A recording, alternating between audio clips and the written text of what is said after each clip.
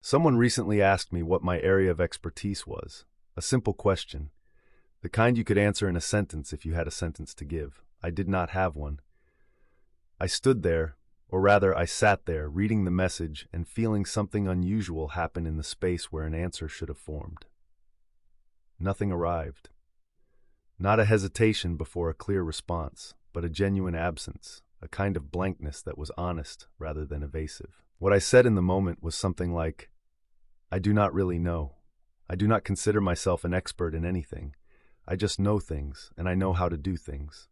That was the truth, and it has bothered me ever since. Not in the way that an insult bothers you, where the wound is obvious and the source is external.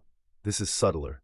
It keeps surfacing at random moments, arriving uninvited between other thoughts, the way a half-remembered name does before you have placed it. There is something in the question that refuses to be answered and refuses equally to be ignored, which in my experience is usually a sign that the question is pointing at something worth following. So I have been following it. The first thing to notice is that the question assumes expertise is the right unit of measure, that what a person is amounts to what they have mastered, and that mastery implies a bounded domain, a field, a discipline, a craft narrow enough that you can claim the center of it. The question is essentially asking, where do you live? And the implicit expectation is that a serious person lives somewhere specific, not everywhere approximately.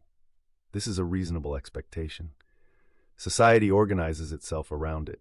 Credentials exist to certify it. When you see a doctor, you want the person in the room to have gone deep in one direction and not merely skimmed many. The specialist model is not arbitrary. It emerged because depth produces the kind of reliable, testable competence that can be trusted with consequential decisions. I'm not here to argue against that, but the question was not asked of a doctor in a clinic. It was asked of me, and when I apply the specialist model to myself, it does not fit, and trying to make it fit produces something false. The honest name for this, the word people reach for, is generalist. And the word carries a faint diminishment in it, as though breadth is what you settle for when you could not manage depth. My doubts, uncertainties, and loathful self-critiques often arrive dressed in the idiom, jack of all trades, master of none.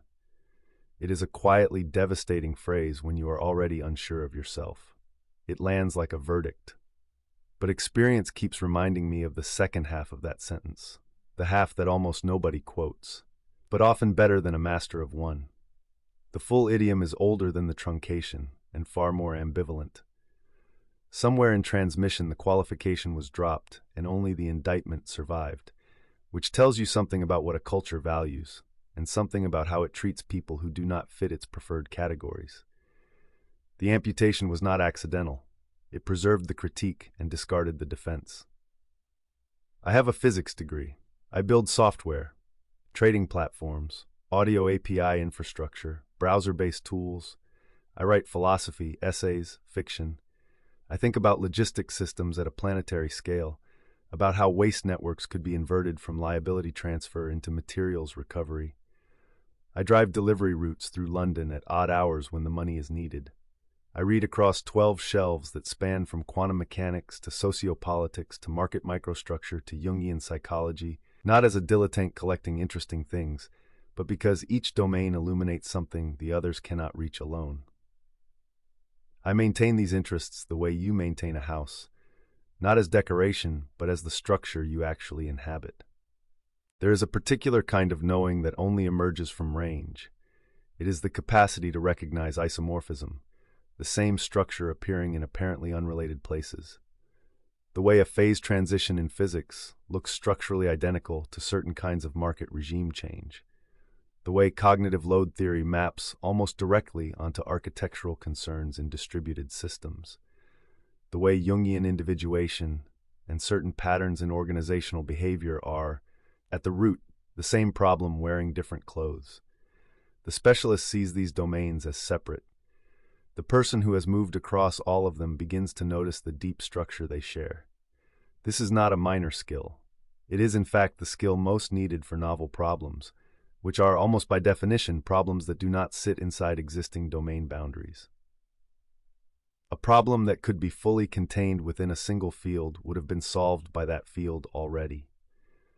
The ones that remain are the ones that live in the gaps between disciplines, requiring someone who can see all sides of the gap at once.